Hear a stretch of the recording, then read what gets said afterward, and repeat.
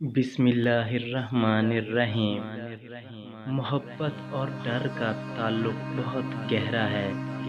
जहाँ मोहब्बत होगी वहीं खौफ भी होगा। मोहब्बत जितनी गहरी होगी खौफ भी उतना ही ज़्यादा होगा।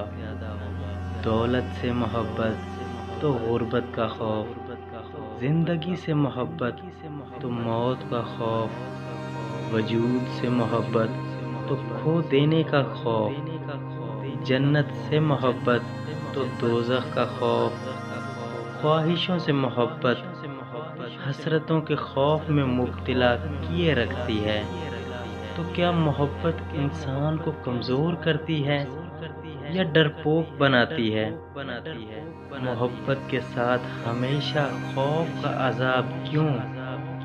जब तक फ़ानी चीज़ों से मोहब्बत रहेगी खौफ की तलवार तो सर पर लटकती ही रहेगी। जब मोहब्बत वजूद की चाह से आज़ाद हो जाए और रूह से ताल्लुक़ बनाने में कामयाब हो जाए तो फिर खो देने का खौफ भी ख़त्म हो जाता है।